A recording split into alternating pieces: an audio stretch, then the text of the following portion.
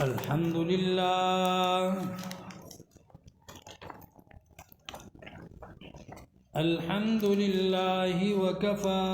والصلاة والسلام على عباده الذين اصطفى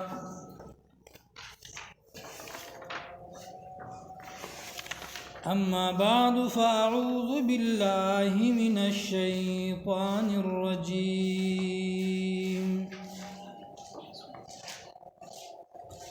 بسم الله الرحمن الرحيم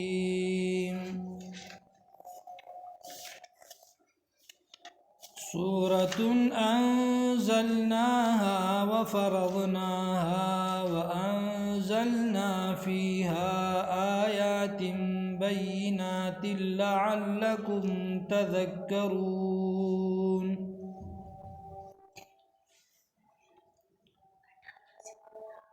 الزانية والزاني فاجلدوا كل واحد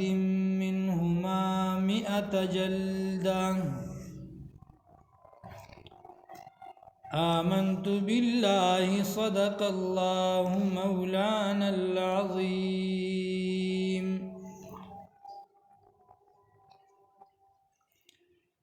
عزت مندو محترم مشرانو کشرانو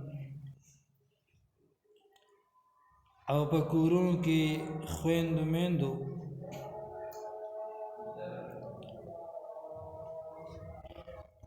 ما ستاسو د وړاندې د سوره نور د 13 سپاره اولنې آیت او دویم آیت تلاوت کو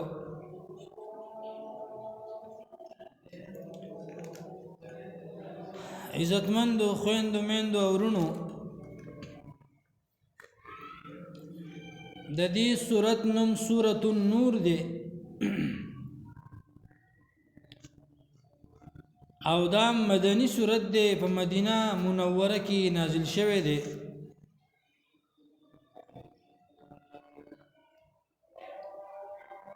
په نازلېدو کې دا 102 نمبر سورۃ ده د سورۃ الحشر نه بعد نازل شوه ده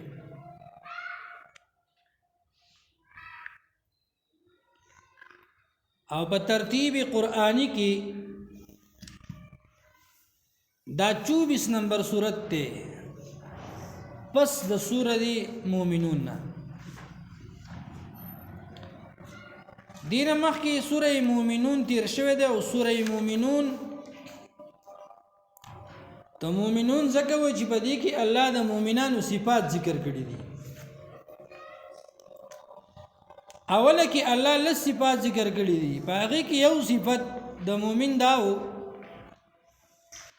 قرآن ذکر کوي والذین هم لفروجهم حافظون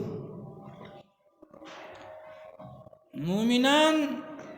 دا هغه خلق دي چې دی د خپل شرمګاهونو د خپل عزتونو حفاظت وکړي نور هم له صفات په دغه ځای کې الله ذکر کړي دي یو صفت پکې داو چې د خپل عزتونو حفاظت وکړي مؤمنان هغه خلق دي نو په دې سوره مومنون پسې الله سوره نور ذکر راوړو چې په سوره النور کې الله رب العزت هغه امور ذکر کړي چې هغه فحاشي او عریانی هغه بندي او د دې وجنه الله سوره نور په سوره مومنون پسې راوړو چې په سوره مومنون کې هم دغه مسله ذکر کړي چې مومنانو سړو او مومنانو خذو ته الله رب العزت اعلان کړي مومنانو سړو ته فرمایي ويحفظوا فروجهم او مومنانو خذو ته اعلان کړي 30 نمبر آیت کې او 31 نمبر آیت کې ويحفظن فروجهن مومنان سړي به هغه چې د خپل شرمګاهونو حفاظت وکړي او مومنان خزي به هغه چې هغه د خپل شرمګاهونو حفاظت کوي زکه په سوره مومنون پسې الله سوره نور راوړو دویمه وجه دا ده د سوره مومنون په 115 نمبر آیت کې الله رب العزت فرمایل افحسبتم انما خلقناكم عبثا وانکم الینا لا ترجعون آیا ګمان کوي تاسو الله فرمایي چې ما تاسو عبث پیدا کړی یې اسی بهودی می پیدا کړی یې بیمانی می پیدا کړی یې نه نه الله وی بیمانی می نه پیدا کړی دی د پاره می پیدا کړی یې چې دا کم را روان احکامات د سوره نور دی دا به منئ ځکه الله سوره مومنون پسې رستو سوره نور راوړو نو د دې وجنا نور ویل کېږي رڼا ته او دا داسې صورت دی چې کله دا په دې باندې عمل نارینه او زنانه شروع کی نو په علاقه کې الله رب العزت روشنايي خوره کی او په علاقه کې الله رب العزت رڼايي راولي تفسیر قرطبی وغیرہ او روح المانی وغیرہ ذکر کړی دي چې عمر رضی الله تعالی عنہ کوفه والا خط لګلو عبارت دې ده كتب عمر رضی الله تعالی عنہ الى اهل الكوفه علموا نساءكم سورة النور عمر رضی اللہ تعالی عنہ کوفی والا تا خط لکلیو او دارنگی نور وطنونو تا چی تاسو خپلو زنانو تا سورة النور خواهی تاسو خپلو زنانو تا سورة نور زدکی ندی پا احکاماتو باندی پوکی او تفسیر روح المعانی هغه سره نور زیادت کړي دي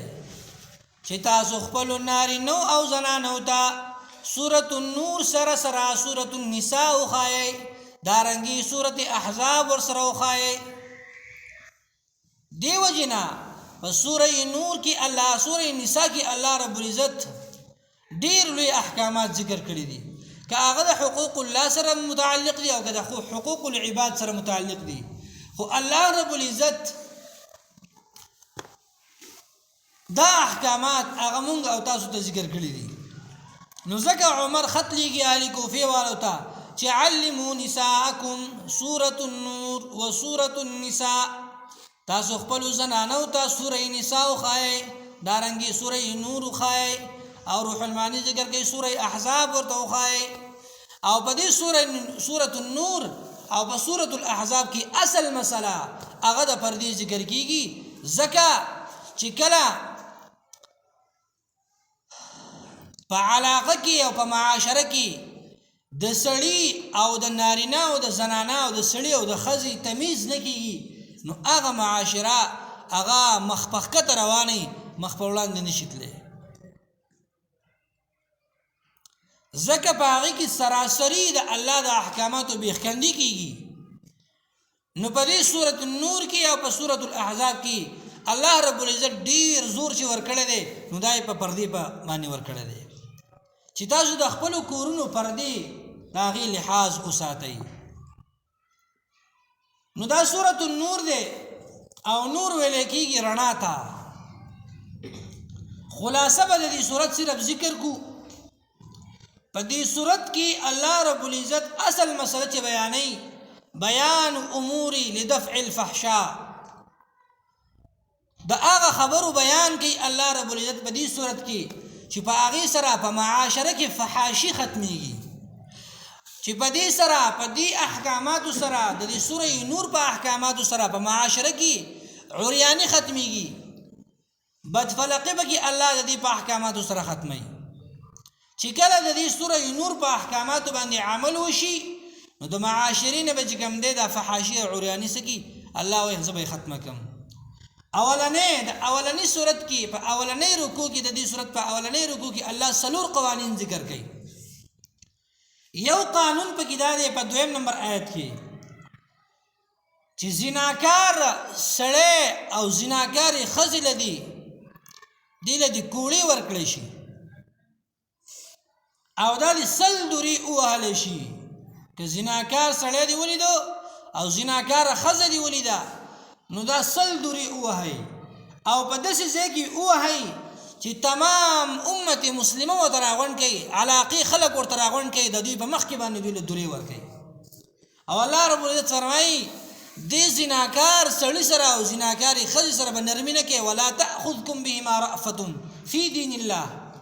ګوره نرمۍ نه به کار نه اخلي. ولې که د زناکار سړي او زناکارې ښځې سره دې نرمي وکړه نو عادت باندې چې کله یو سړی راواوړي نو فطام العادة اشد من فطام الرضاعة. عادتي بیا د خپل عادت نه وړي. دې وجې نه قرآن ذکر کوي نرمي ورسره مه کوه. دویم قانون الله ذکر کوي د دې زناکارونه نفرت وکړه. زناکارونه څه وکړه؟ نفرت وکړه. ولې؟ دا د هندوانو د کافرانو کار دی چې د الله حکمونه نه مني. هر چې مسلمان دی نو مسلمان وحرم ذلك على المؤمنین، په مسلمان باندې دا کارونه الله حرام کړي دي، په مؤمنانو باندې الله دا حرام کړي دي. دریم قانون پکې دا ذکر کوي چې ګوره هغه خلق چې هغه په نیکانو خلقو باندې په پاک دامنو باندې تهمت لګوي نو هغو له 80 دورې ورکوي، 80 کوړې ووهئ. او د دې سړي بیا هغه ګواهي مه قبلوئ. او څلورم قانون پکې دا ذکر کوي حد لعان. لعان دې ته ویل کېږي چې یو ښځه یو خاوند په خپلې ښځې باندې تهمت ولګوي یا یو خاوند خپله ښځه ویني په بدکارۍ باندې، دې ته لعان ویل کېږي. نو د دې طریقه دا ده چې قاضي به اول خو دله پکار دي چې 4 ګواهان پیش کړي چې بهر درباره یو سړی ولګي یو ښځه ویني یا یو سړی ویني په بدکارۍ باندې، نو تر هغه ټایم پورې به دی اقرار نه کوي. دی به مسله خلکو ته نه بیانوي چې تر څو پورې د سره 4 ګواهان نه وي. که 4 ګواهان پیدا کړل خو مسله د قاضي ته ویسي، او که ګواهان پیدا نه کړل نو بیا دې مخ دې واړی، بیا دې به دې خبره باندې غلی پاتې شي. نو که په کور کې دا مسله راغله نو څه چل به کېږي؟ په کور کې خو 4 ګواهان ډېر په مشکله پیدا کېږي. نو الله رب العزت مسله ذکر کړې ده چې دغه سړی چې د خپلې ښځې باندې د بدکارۍ دا خبره ثابتوي نو 4 ګواهان کني نو دی به 4 پیرې قسم خوري چې زما د الله په ذات باندې قسمي چې ما په دې کار باندې د خپله بیبي هغه لیدلې ده. او دا به د قاضي مخې ته 4 قسمونه خوري. او په 5م ځل باندې قاضي صاحب به ورته وفرمایي چې ګورې که دې دا نه لیدلي نو ورځ د قیامت را روانه ده او بیا به مختوره ني. نو په 5م ځل باندې به دی په ځان باندې څه وکړي؟ لعنت.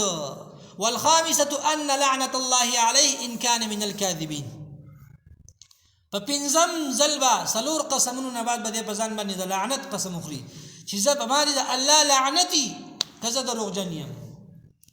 نو که چېرته کې یو سړي دا قسمونه وخوړل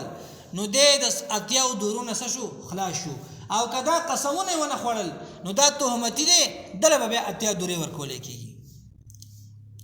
دارنګې ښځه وه که ښځه چېرته انکاري شوه چې دا خاوند په ما باندې څه کوي دا تهمت لګوي نو ښځه به هم 4 پیرې قسم خوري او په 5م ځل باندې به غضب د الله په ځان باندې لازموي چې په ما دې د الله غضب یې که ما چېرته کې دا بدکاري کړي. نو که ښځې هم دا قسمونه وخوړل او دا غضب یې په ځان باندې ثابت کو نو قاضي صاحب له بیا دا اختیار دی چې دا ښځه خاوند به جدا کي، د دوی په مابین کې به د نکاح دا سلسله څه کي؟ دا به ختمه کي. ځکه حدیث کې راځي المتلاعنان لا یجتمعان ابدا. لعنت ویونکي چې دي دا ښځه خاوند دا به هېڅ چېرې تاسو نه جمع کوئ یو ځای. نو چې کله به دې 4 قوانینو باندې عمل وشو زناکار سړي له دې 100 دورې ورکړي د خلکو د مخې، زناکارې ښځې له دورې ورکړي د خلکو د مخې، هېڅوک به داسې ونه کړي چې هغه بیا څوک زنا وکړي یا به بدکاري وکړي یا به فحاشي خوره کړي. دارنګې د زناکار سړي نه نفرت اختیار کا، د زناکارې ښځې نه نفرت اختیار کا، بد ورته وګوره، تعلق ورسره د سره مه ساته، ته ګوره چې علاقه سمیږي او که نه سمیږي. دارنګې کم خلک چې تهمتونه لګوي، بد تهمتونه لګوي، د خلکو بدنامۍ راولي، ته د هغې خلکو سره څه وکړه؟ نفرت وکړه، ته ګوره چې علاقه سمیږي که نه سمیږي. خو افسوس زمونږ په ملک کې دا دی چې زمونږ په ملک کې هر هغه سړي ته اختیار او واکداري حاصلېږي چې هغه د ټولو نه غټ زناکاري، د هغه د ټولو نه غټ شرابي، هغه د ټولو نه غټ سودخوري، او څومره غلط کارونه چې څوک کولی شي زیات تر زیاته، نو زمونږ په ملک کې هغه خلک واکمن ګرځېدلی دی. وګورئ په دې خپل چاپېرچل کې وګورئ، نو دا سوره نور دی. په دې با احکاماتو چې عمل وکړی شو نو ملک کې به چې کوم دی امن و امان راشي، ملک نه به فحاشي او عریاني ختم شي. دارنګې په دې سورة النور کې الله رب العزت و احکامات بیان کړي دي. که دی احکاماتو باندې عمل وشو نو د علاقې نه به فحاشي عریاني بدبختي دا به بالکل ختم شي. اولنې حکم هغه دا دی یا ایها الذین آمنوا لا تدخلوا 27 نمبر آیت کې بیوتا غیر بیوتکم حتی تستأنسوا وتسلموا علی اهلها. اولنې حکم مختصر ویما 15 بجې مونږ کنه. اولنې حکم دا دی چې به اجازه ته د چا کور ته من نوځه، چې کله د چا کور ته ننوځي نو حتی تستأنسوا اجازه وغواړه، اجازه وغواړه. بیا د اجازه خپلې طریقې دي، ټوخی وکړه، ټلی ووهه، سلام واچوه، وتسلموا علی اهلها، او تاسو سلام واچوئ د هغې په اهل باندې. ښه که په کور کې چېرته کې ینګې زنانې پیغلې جنکۍ نو بیا به سلام نه اچې. که چېرته بوډۍ عمر رسیده ښځه ناسته نو په هغې باندې د سلام حق ستا دپاره شته. نو اولنی حکم د فحاشۍ د بندولو دپاره د چا کور ته ننوځې، که د تره کور دی، که د ماما کور دی، او که د ترور کور دی، نو بې اجازه ته مه ننوځه. څه ناڅه خبرداری ورکوه، ور وډبوه، سلام وکړه، ټوخی وکړه. دویم حکم هغه په 30 نمبر آیت کې ذکر دی. د کور نه بهر که راووتې نو په لاره که روانې نو نارینه ته دا حکم دی چې په لاره روانې نو خپل نظر ښه ساته. ولې هسې نه چې په دې لاره باندې زنانه روانې او په دې پردۍ تور سرو باندې ستا څه وشي، نظر ونه لګي. قل للمؤمنین یغضوا من ابصارهم ويحفظوا فروجهم. ای پیغمبره مؤمنانو ته ووایه یغضوا من ابصارهم چې دې خپل نظرونه ښکته وساتي، او ويحفظوا فروجهم او د خپلو فرجونو د خپلو شرمګاهونو حفاظت وکړي. نو دویم حکم دا دی. دریم حکم واوره، و زنانو ته حکم کوي، مؤمنانو ته خو حکم وشو، نارینو ته زنانو ته هم دغه خبره کوي. وقل للمؤمنات 31 نمبر آیات یغضضن من ابصارهن ويحفظن فروجهن. مؤمنانو ښځو ته هم دا خبره کوي چې ګوره تاسو هم نظرونه ښکته کوئ. داسې نه هغه یو عالم خبره کوله چې ځان دې د ډنډې پکې جوړ کړی، چې زنانه داسې روانه ده نو ته بس داسې تاو شي د پوندو نه واله تر د سر پورې دوته ټول هر څه والا چې کوم دی رزلټ والا واخلي. دارنګې د زنانو ته هم دا خبره کوي چې تم خپل نظر ښکته وساته. داسې نه ده چې سټایلش دې ولیدو او بیا د هغه پسې دې بیا سټ تاو کړی او ګرځې پسې. نه قرآن د دې خلاف دی. قرآن وایي که فحاشي ختموي نو دا خپل نظرونه ښکته کوي، که فحاشي ختموي نو خپل نظرونه څه وکړئ دا ښکته وساتئ. څلورم حکم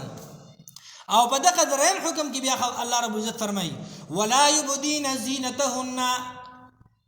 الا لبعولتهن. زنانو ته دا ووایه تعالی الله ښایست درکړی دی، ډول سینګار دله درکړی دی، تکه زیب و زینت کې، تکه ښایست او ډول او سینګار کې. نو دا ګوره د یو څو تنو د مخې کولی شي، بهر تر باره دا نشي کولی. انشاءالله دا سوره نور به مونږ بیا آیت باندې به وایو، تفصیلي خبرې به بیا په هغې کې کوو. خو د زنانو دپاره که خپل ښایست ظاهرولی شي، خپل ډول سینګار کولی شي، نو هغه د چا چا دپاره کولی شي؟ نو قرآن ذکر کوي الا لبعولتهن. اولنی د دې دپاره حقدار چې کوم دی خاوند دی، خپل خاوند دی چې څومره ډول او سینګار کولی شي نو ویې که. دویم نمبر او آبائهن، د پلار د مخې کې د ډول سینګار وکړو نو خیر دی. دارنګې دریم او آباء بعولتهن، د سخر د مخې کې چې د ډول سینګار کوو نو کولی شي. او ابنائهن، د خپلو زامنو د مخې، او ابناء بعولتهن، د خپلو بنزو د مخې. د خاوند بچي دي او د هغې د مخې ته ډول او سینګار کې نو بلکل بنزي ورته وایي زما په خیال. نو د هغو د مخې ته چې کوم دی نو څه کولی شي ډول سینګار کولی شي او اخوانهن د خپل ورونو د مخې ته ډول سینګار کولی شي او بني اخوانهن د ورېرونو د مخې ډول سینګار کولی شي او بني اخواتهن د خوریانو د مخې د لور بچي د هغو د مخې چې کوم دی تم ډول سینګار کولی شي او ابناء بعولتهن او بني اخواتهن او نسائهن او د زنانو د مخې ډول سینګار کولی شي او ما ملکت ایمانهن او التابعین غیر اولی الارباء د خپل وینځو د غلامانو د مخې ډول سینګار خو هغه غلام چې هغه لا بلوغت ته نه رسېدلی او بیا به ذکر کوي او التابعین غیر اولی الاربة من الرجال هغه سړی هغه بوډا چې هغه عمر رسېدی شیخ فانی او ډیر بوډاوالي حد ته رسېدلی نو پخوا به داسې بوډاګان خلکو ساتل اوس نن سبا خو هغه دور نه دی نن سبا یې څوک نه ساتي خو د دین علاوه او الطفل الذين لم يظهروا على عورات النساء هغه ماشومان چې هغه د زنانو په عورتونو وغیره باندې نه پوهېږي د هغو د مخې ډول سینګار کولی شي د دې نه علاوه د ترور د زوی د مخې د ماما د زوی د مخې ډول او سینګار دا د زنانو لپاره څه دی هغه منع دی او بیا علماو کرامو په دې کې یو مسله ذکر کړې ده چې کافرانې ښځې مشرکانو ښځو د مخې خپل ډول سینګار کولی شي او که نه شي کولی نو علماء کرام ذکر کوي چې د مشرکانو ښځو نه د هغوی نه هم ستر څه دی هغه لازمي دی هغه سره لازمي دی فرض نه دی خو مستحب عمل دی چې د کافر نه او د مشرک ښځې نه چې یو سړی څه وکړي هغه دې ستر وکړي څلورم حکم دا و دا دریم حکم و څلورم حکم دا دی د زنانو دپاره ولا یضربن بارجلهن لیعلم ما یخفین من زینتهن زنانو ته دا حکم الله بیانوي دې زنانو له دا پکار دي چې نه دي وهي دوی دا خپلې خپې ځکه د زنانو په دې خپو باندې پنځیبونه یې که نه اکثر او پنځې بیا اواز کوي نو الله فرمایي دې زنانو له پکار دي چې روانې نو ډېره مدم دې روانئ په قلاره دې روانئ که چېرته پنځیب وغیره یا یې چېرته لاګټ وغیره یا یې بنګلي وغیره اچولي نو چې د هغې اواز په پردي نارینه باندې ونه لګي لیعلم ما یخفین من زینتهن چې ښکاره نه شي هغه څه چې هغه ستا زینت دی او ستا ښایست دی دا څلورم حکم دی نو ښه خانه راشه زه د نن سبا دور ښځې وګوره داسې لباس داسې جامه به یې اچولي انشاءالله زیبه زیبه بیا راځي د آیاتونه به موږ تفصیلي وایو نو دا څلورم حکم و چې د زنانو دپاره لیعلم ما یخفین من زینتهن چې خپل زینت دا پټ وساتئ او حدیث کې راځي نبی علیہ الصلوۃ والسلام فرمایي صنفان لم ارهما دو قسمه خلق دي چې دا ما نه دي لیدلي چې الله ولې دې سره سم عمل کوي یو قسم هغه خلق دي او حدیث کې راځي نبی علیہ السلام فرمایي دا به زما د امت د آخري دور خلقي د آخري دور خلق یو هغه خلق دی چې د هغې سره به لوړی به وسرئ کاذناب البقر د غوا یا د غوی د لکۍ په شانتې لوړی به وسرئ او خلق به پې وهي یضربون بها الناس د دې حدیث نه لاندې که ته وګورې نو هغه استاذ پکې هم راځي چې هغه ظلم کوي د خپل شاګرد سره هغه پولیس پکې هم راځي چې هغه د خپل رعیت خیال نه ساتي او هسې وهي هغه فوجي پکې هم راځي او هغه ظالم پکې هم راځي چې بګره په خلکو ظلم کوي او دویم نمبر کې الله فرمایي نساء کاسیات عاریات مائلات ممیلات دویم نمبر هغه زنانه دي کاسیات عاریات داسې جامې به یې اغوستلي چې په هغې کې به بربنډې ښکاري مائلات ممیلات یا خو به پخپله سړو ته ځان مایله کوي یا به سړي ځان ته مایله کوي ځکه داسې جامه به یې اغوستي داسې ډول سینګار به یې کړی دې وجې نه علماء کرام ذکر کوي د پردې په مسله کې چې کمې بورقې هغه رنګارنګ بورقې دي دا نن سبا فیشني بورقې چې کومې راوتې دي په دې کې مختلف یا پکې د زمري د شکل کپڑے یا بګي بل شان دي کپڑے یا بګي سن کپڑے یا بګي سن کپڑے مختلفي نقشو والا کپڑے بګي راوتی دي علماء کرام فرمایي د پردې د پاره کې اوسړه د پردې د پاره برقع چې نو دغه استعمال دی بیان کوي ولی دا د سي جامه ده چې تا کته وی چې ما د سوق نه ګوري خو ګوري بدرتا زکه دا غي ډول سنگار دي دا غي ډول سنگار دي چې خلق هغه ته مایل کیږي نو سلورم حکم الله دا ذکر کو او پنځم نمبر حکم الله ذکر کوي د معاشري د اصلاح لپاره حدیث می وي نو داسې لباس نه هغه نه ځان ساتل پکار دي زنانو له پکار دي چې داسې لباس نه چي او نبی صلی الله علیه وسلم فرمایي داسې زنانه دوی به د جنت بوی هم نه ویني لا یجدن ریحها من مسیره کذا وکذا په داسې زنانو باندې او په داسې خلکو باندې چې هغه خلک وهي ظلمونه به کوي داسې خلک به د جنت بوی په دې باندې سره هغه حرام دي پنځم نمبر حکم هغه الله په دې صورت کې بیانوي وانكحوا الايام منكم والصالحين من عبادكم وإمائكم الى لوندانو الکانو لودون وکي کما عشره برابره نو لوندانو لسوکا ودون وکا پیغلو جنکو لسوکا ودون وکا او کدس نشوا نو معاشره دي خراب ده معاشره دي بل طرف روانه ده نن سوا وګوره د ریب کیسونو سمره روان دي ماشومه بلا بلوغت نه هغه په خپل خو بد باندې نه پوښوي او دا غي د عزت نیلام بشوي دا ولی په قرآنی قوانینو باندې عمل نشته قرآنی قوانینو باندې سره عمل نشته نو د سوره نور چې دا د درنا سورته ویل کیږي د دې پنځم حکم دا دی وانكحوا الايام منكم والصالحين من عبادكم وامائكم لوندانو الکانو لودونو کوي دارنګ پیغو جنکول سو کوي دا په نکاح باندې ور کوي او شپږم نمبر حکم خبره مختصر کوم کم غلامان چې هغه سره عقد کتابت وکي خو غلامان په نن سبا دور کې نشته دا د هغه دور خبرې وي خو په نن سبا دور کې علماء کرام ذکر کوي د غلامانو مثال دي چې لکه په یو کور کې نوکر دی او تاسو اتلې دی نو دله پکار دي چې د مالک ولا واده وکي او کده څه نه کوي نو مالک ته ولا قرض پیسې ورکي چې زما د پیسې ولا او ته چې کوم دی واده وکا نو ستاکور بس شي هغه محفوظ شي اوم نمبر حکم دا دی ولا تکرهوا فتياتكم على البغاء ان اردنا تحسنا لتبتغوا وم نمبر حکم الله دا ذکر کوي کما عاشره برابره نو خپلی وینځي هغه مجبوره کوي په بدکارۍ باندې ځکه د مشرکانو مبارک راځي مشرکانو به وینځي په نکاح باندې نه ورکولي او هغه به د دې لپاره ساتلي چې ته بدکاری کوه او په بدکارۍ چې څومره پیسې ګټي نو هغه مال راوړه مونږ تاسو ته دیوس وایو په احادیث کو ته دیوس ویل شي دي او زمونږ تاسو په پښتو کو ته بړوا وایو بړوا او نن سبا دور کې دا بړواګان ډېر موجود دي معاشره چې خراب ده نو د بړوا سړي د لاسه خراب ده نو قران وی ولا تکرهوا دا ګوره زما خبرې نه دي دا د رسول الله صلی الله علیه وسلم خبرې دي او قران وی ولا تکرهوا فتياتكم ما مجبوره کوي تاسو هغه ځوانان جنکې خپلې علی البغاء په بدکارۍ باندې ان اردنا تحسنا لتبتغوا کزان معاشره سمه نو دا غي د بارا دا و احکامات الله رب العزت ذکر کړی دي دا د صورت خلاصه وا ان شاء الله زموږ روټین دا دی عبدالعزیز مولوی صاحب دوی ماته شر ماهانه درس وکاو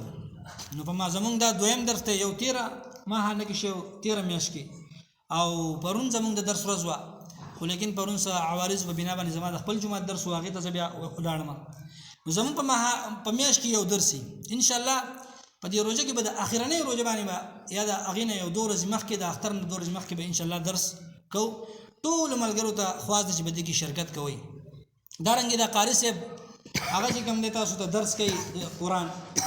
نو مهرباني وکړي په نن سبا دور کې مشعل راه چې دی کنه چې ماته اصل لار خینو هغه قرآن ده په دې قرآن باندې منګولې ولګوي او کنه دا قرآن د سترګې مو پټې شوي نو بیا به ډېر افسوسونه او ډېر ارمان به کوئ لکه کافرانو په دې قرآن کې آیتونه دي کافرانو په ورځ د قیامت ډېر ارمانونه کوي چې او دا خو موږ ډېره غلطي کړې ده د دنیا د زندګي موږ ډېره عبث تېره کړې ده نو موږ خو الحمدلله مسلمانان و د قرآن زموږ دپاره راغلی دی نو د دې عمل سره دا راواخلو دا تلاوت کړو د دې په احکاماتو باندې غور او فکر وکړو نو دا سورې نور او په دې کې دغه احکامات دي و احکامات چې و احکامات دا کوم احکامات چې مونږ ذکر کړل بعضې ملګري به کې نه چې کله دا په معاشره کې راشي نو معاشره به برابر شي الله